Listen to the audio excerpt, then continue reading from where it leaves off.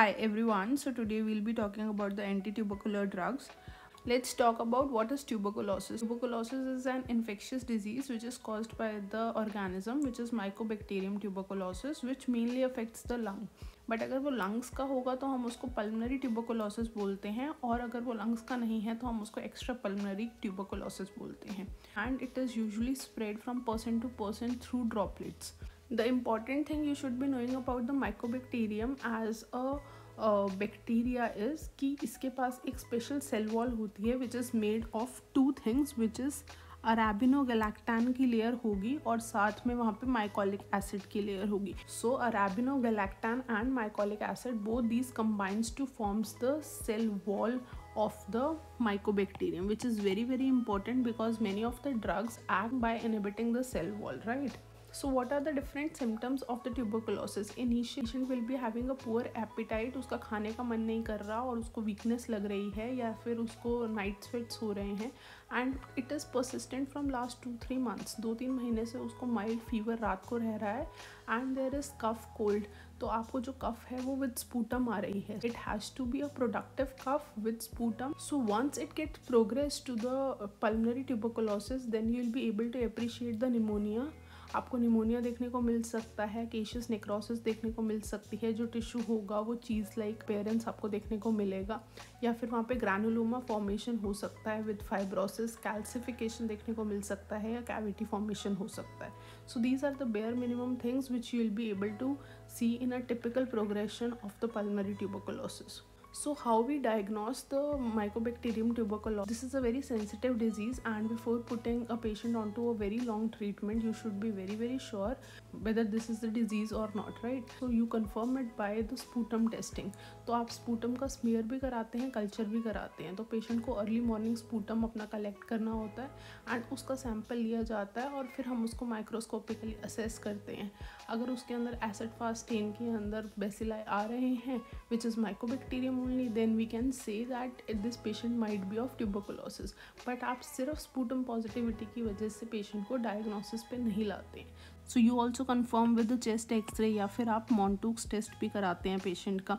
In some of the cases we also go for the ADA levels and the PCR levels. This is how the cavity formation looks like on a patient of the tuberculosis chest X-ray. ठीक है. So how you treat the patient of tuberculosis is your mainstay. So let's learn few drugs which are really very very important for the treatment of tuberculosis. So there are the first line tuberculosis drugs and the second line tuberculosis drugs. First line tuberculosis drugs are the very very essential drugs जो सबसे पहले बनाई गई, which are very very effective for the treatment. अच्छा, जब भी ये tuberculosis की ड्रग्स हैं, these are not given alone. अकेले एक एक करके दवाई नहीं दी जाती. It is a multi drug treatment. तो बहुत सारे ड्रग्स देने की वजह से क्या होता है कि the resistance decreases. So these are the first line anti-tuberculous drugs which are the HRZDS. तो आपको ये पता होना चाहिए. Earlier there used to be the 5 major drugs in the first line category, which was isoniazid, rifampicin and ethambutol, pyrazinamide and streptomycin. Now the streptomycin has shifted to the second line category of the drugs. ठीक है. And streptomycin has shifted to the other mycins group. तो वो एक इकलौती ऐसी first line drug थी which was injectable. Now it has been shifted to the second line जहाँ पे ऑलरेडी इंजेक्टेबल प्रेजेंट थे. तो now it has combined with other mycins like kanamycin, amikacin, capreomycin. तो सारे माइसिन्स एक साथ हो गए हैं which have come to the parenteral drug category और the injectable drug category. Second line में और कौन सी ड्रग्स थी विच वर द फ्लोरोक्विनोलॉन्स. तो fluoroquinolones like ofloxacin, levofloxacin, moxifloxacin. So all those floxacins have come under the category of the second line drugs. And the other second line category of the drugs जो हम orally दे रहे थे, those include इथियोनामाइड हो सकता है, प्रोथियोनामाइड हो सकता है, PAS हो सकता है, या फिर साइक्लोसिरीन जैसा ड्रग हो सकता है. So all these drugs are the second line oral drugs which are included. Then the other drugs which you should be knowing about are the clofazimine हो सकता है, linezolid या moxiclav का combination हो सकता है, imipenem हो सकता है. So all these drugs are the other drugs. So there are also few newer drugs in the category of the tuberculosis जो बिल्कुल ही recent development है, जो आजकल दिए जा रहे हैं, which are the bedaquiline and delenamide and protonamide, ऐसे वाले drugs. Now let's understand about isoniazid. Anti tuberculosis के ट्रीटमेंट में पहली ड्रग दी जाती है isoniazid. So it is very very important drug. So this is the drug which is bactericide. It will act through the killing of the cell. And किसकी killing ज़्यादा करवाती है? जो भी फास्ट मल्टीप्लाइंग ऑर्गेनिज्म होते हैं उनकी किलिंग ज़्यादा होती है। ये कहाँ पे एक्ट करती है? दोनों जगह काम करती है, इंट्रा सेल्यूलरली भी, एक्स्ट्रा सेल्यूलरली भी। तो दोनों बेसिलाई को मारने में काम आएगी। जैसे मान लो ये आपका एक लंग है, उसमें बहुत सारे सेल्स हैं विच आर नीमोसाइट्स। जो आपके वो नीमोसाइट्स हैं उनके अंदर भी जाके मारेगी और उनके बाहर भी मारेगी। Next important thing you should B remembering is it is the cheapest anti tubercular drug और ये इक्वली अफेक्टेड होती है एसिडिक एंड एल्कलाइन pH के अंदर। To understand the mechanism of action of isoniazid, you should be knowing about how mycolic acid synthesis occur। ठीक है, तो so we know कि माइकोबैक्टीरियम की जो सेल वॉल है ये किससे बनती है? अराबिनोगैलेक्टैन से और माइकोलिक एसिड से। So now we should be knowing कि ये माइकोलिक एसिड कैसे सिंथेसाइज होता है। एसिटाइल कोए नाम के सब्सटेंस है जिससे हमने फाइनली क्या डेराइव करा? हमने मीरो माइकोलिक एसिड डेराइव करा। How this is derived? Through the process of the fast 1 and the fast 2। तो आपके पास फैटी एसिड सिंथेज 1 एक एंजाइम होती है जिससे एक कंपोनेंट बनेगा जो फाइनली फास्ट 2 की प्रेजेंस में मीरो माइकोलिक एसिड देगा। अब जो ये माइकोलिक एसिड है this is a very important component for the cell wall formation. अगर आप क्या करो, अगर आप अराबिनोगैलेक्टैन का इनहिबिशन करा दो या माइकोलिक एसिड नहीं बन पाएगा, उसका सिंथेसिस रोक दो, so this is a method जिससे आप सेल वॉल सिंथेसिस का इनहिबिशन कर देंगे and which will finally lead to the killing of the mycobacterium. So we know कि माइकोबैक्टीरियम के अंदर INH मीन्स आइसोनियाजिड बहुत ही सिलेक्टिव होता है एंड जो आइसोनियाजिड है it gets converted to its active metabolite through the presence of CAT-G enzyme। तो it will leads to the inhibition of the synthesis of the mycolic acid जिससे कि Mycobacterium नहीं बनेगा। This is how you will lead to the bactericidal action। But now the resistance has been developed to the isoniazid। वो कैसे हो सकता है? Because of the mutation of this catalase peroxidase gene या फिर INH A जीन के level पे mutation हो जाए। It has a good oral absorption. हमने अब तक बात करी थी HRZE। ये जो चारों ड्रग हैं these are given orally. Penetrate करता है सारे टिश्यूज़ या ट्यूबरकुलर कैविटीज़ या प्लासेंटा मेनिंजेस के अंदर। The important thing which you should be knowing is कि इसका metabolism occurs through acetylation। We Indians are the slow acetylators and others are the fast acetylators। slow acetylator का क्या मतलब है? जो T half है हमारा वो 3 से 5 घंटे के अंदर आएगा and slow acetylators have the propensity to show peripheral neuropathy। तो हमको peripheral neuropathy ज़्यादा देखने को मिलेगी पेशेंट्स के अंदर। numbness या paresthesia as a side effect ज़्यादा देखने को मिलेगा as comparative to the fast acetylators जिनका T half 1 hour का होता है and with the fast acetylators the side effect seen is hepatotoxicity। The important ADRs of the isoniazid which you should be knowing is peripheral neuritis जो अभी हम बात करके आए हैं peripheral neuropathy की, which is seen in the slow acetylators, paresthesia, numbness, mental disturbance, confusions या convulsions मिल सकता है। develop क्यों ही peripheral neuritis या neuropathy? because their deficiency of the enzyme vitamin B6। तो ये vitamin B6 क्या है? this is the pyridoxine। so you have to add this vitamin from the outside जब भी आप पेशेंट को आइसोनियाजिड पे डाल रहे हैं। तो आप कैसे स्टार्ट करते हैं? आप 10 mg पर डे के हिसाब से प्रोफाइलैक्टिकली इंक्लूड करते हैं। बट अगर किसी को पेरिफेरल न्यूरोपैथी डेवलप ही हो चुकी है या फिर आइसोनियाजिड की टॉक्सिसिटी हो चुकी है then you have to shift it to 100 mg per day. The other ADR of the isoniazid is hepatotoxicity. तो हेपेटाइटिस आपको ओल्डर या फिर एल्कोहलिक पेशेंट्स के अंदर देखने को मिलेगा बट ये रिवर्सिबल होता है। जब आप ड्रग लेना बंद कर देंगे तो ये ठीक हो जाएगा। रैश, फीवर, एक्ने ये सब देखने को मिल सकता है। CNS टॉक्सिसिटी सबसे ज़्यादा किस में देखने को मिलती है? एपिलेप्टिक पेशेंट्स के अंदर। आइसोनियाजिड के साथ आपको एक ट्रायड देखने को मिलता है अगर आइसोनियाजिड की टॉक्सिसिटी हो जाती है विच इज़ सीजर्स देखने को मिलेंगे, मेटाबॉलिक एसिडोसिस देखने को मिलेगा and coma can also be developed. तो प्राइमरीली तो आपको पायरिडॉक्साइम ही देना है जिससे कि थोड़ा सा इम्प्रूवमेंट आ पाए बट आपको सिम्टोमेटिक ट्रीटमेंट भी करना है। जैसे सीजर्स के लिए आप पेशेंट के अंदर बेंजोडाइजेपिन्स या डाइजिपाम ऐड कर सकते हो। पेशेंट की एसिडोसिस ठीक करने के लिए आप सोडियम बाइकार्बोनेट स्टार्ट कर सकते हो। So these are the things which you need to know about isoniazid. Okay, so let's talk about rifampicin. Rifampicin is also another first line drug in the treatment of tuberculosis. This is a semi-synthetic derivative of rifamycin B. The source from where we derive the rifampicin is Streptomyces mediterraneae. Again, very important thing, it is also a bactericidal drug. It will cause the killing, and this is the only drug which acts on the persisters. ठीक है. When we were talking about the isoniazid, तो वो किस पे काम कर रहे थे? Those were acting on the fast dividing bacilli. तो वो फास्ट डिवाइडिंग पे काम करते हैं. ये स्लो और इंटरमीडिएट एक्टिंग बेसिलाई पे काम करते हैं या स्पर्टर्स पे काम करते हैं. Again this is extra cellular and intracellular killing.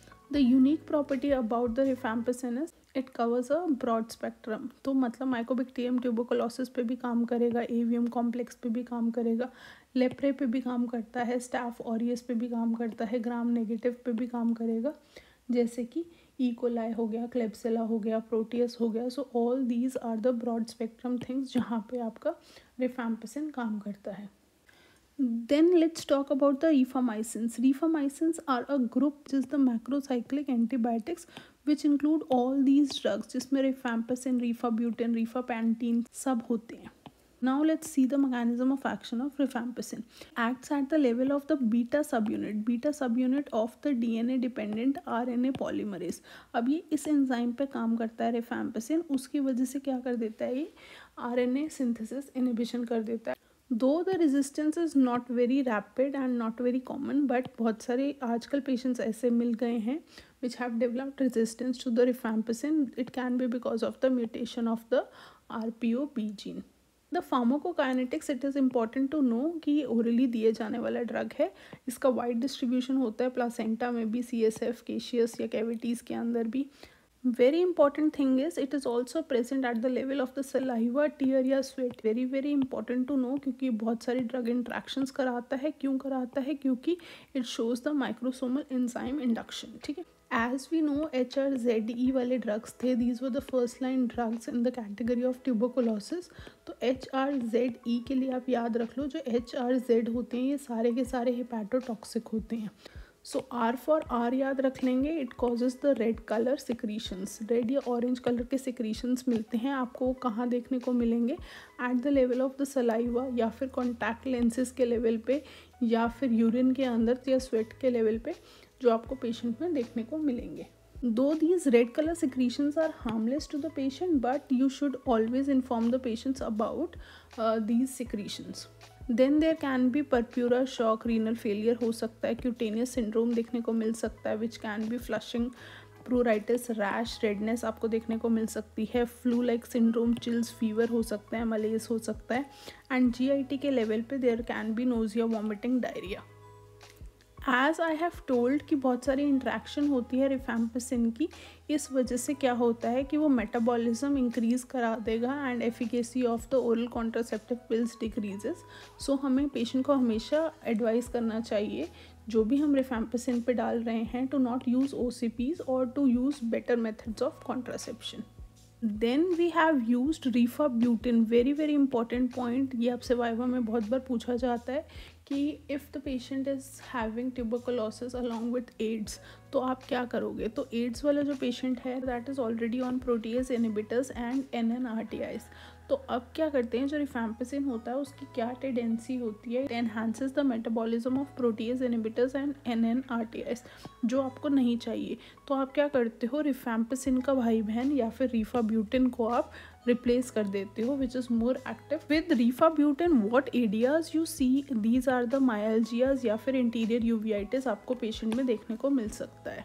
So what are the different uses of the rifampicin? एक तो आप ट्रीटमेंट ऑफ ट्यूबरकुलोसिस में दे सकते. Second, it can be given in the prophylaxis of H influenza या फिर meningococcal meningitis वाले patients के लिए दिया जा सकता है. ब्रूसेलोसिस में दिया जाता है अलॉन्ग विद डॉक्सीसाइक्लिन, या फिर MRSA के लिए भी सेकेंड लाइन ड्रग होता है, ये लेप्रेसी के लिए दिया जाता है. So these are all the important areas जहाँ पे आप rifampicin as a treatment use करते हैं.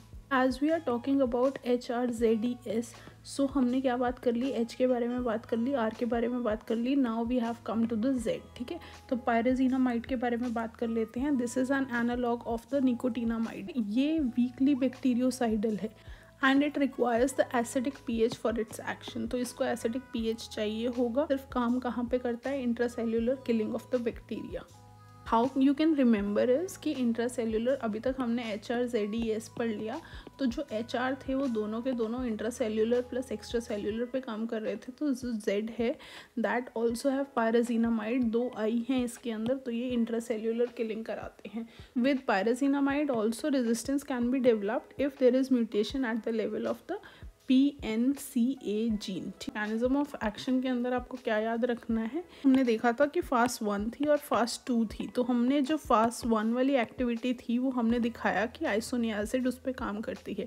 जो फास्ट 2 वाली एंजाइम होती है उस पर पायरेजिनामाइड काम करेगा and that will also leads to the inhibition of the synthesis of mycolic acid and उससे फिर सेल वॉल नहीं बनेगी बैक्टीरिया की and finally leading to the bactericidal action. So this is absorbed orally and it has good penetration in the CSF level as well, and it is excreted in the urine. Areas which are important for you are hepatotoxicity.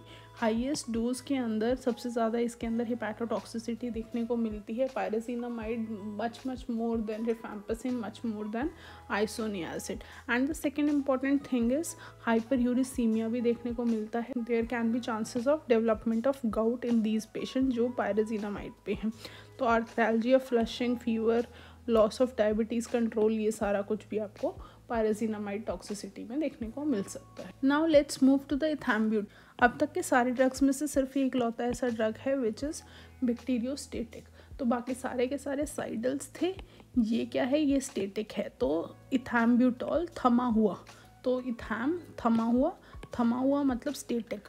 तो ये किस पे काम करता है, fast acting organism पे काम करता है और एटिपिकल माइकोबैक्टीरियम पे भी ये काम कर सकता है। सो गुड ओरल एब्जॉर्प्शन इसका देखने को मिलेगा। हाँ, इसके अंदर भी म्यूटेशन हो सकती है eight the level of EMB gene, जिसकी वजह से आपको रेजिस्टेंस देखने को मिल सकती है। Its mechanism of action is again simple.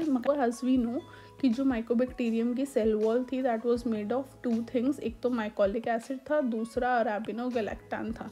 So this is the arabinogalactan synthesis जिस लेवल पे ये एंजाइम काम करती है और इसको बनने नहीं देगी, which will interfere in the mycolic acid synthesis and leading to the destruction of the cell wall.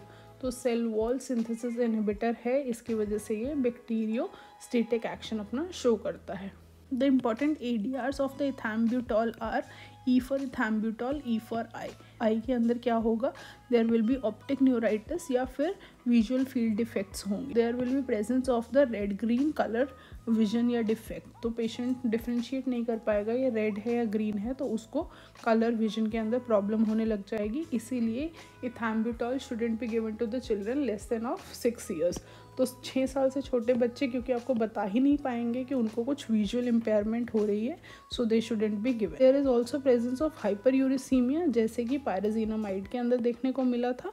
Rest all are the nausea, fever, rashes, headache, dizziness, mental confusion, hallucinations. These are all the other side effects which can be seen with the ethambutol. So let's talk about the last drug in the first line category. वैसे तो अब first line से हटा दिया गया है streptomycin को and it has been shifted to the second line category. Still we will be talking about the streptomycin here only कि ये पहला ऐसा clinically use anti tuberculosis drug दिया गया था। अगेन ये बैक्टीरियोसाइडल है जैसे बाकी सारे थे एक्सेप्ट इथैम्ब्यूटॉल। एक्स्ट्रा सेल्यूलर बेसिलाई के लेवल पे काम करता है, ये आपको याद रखना है।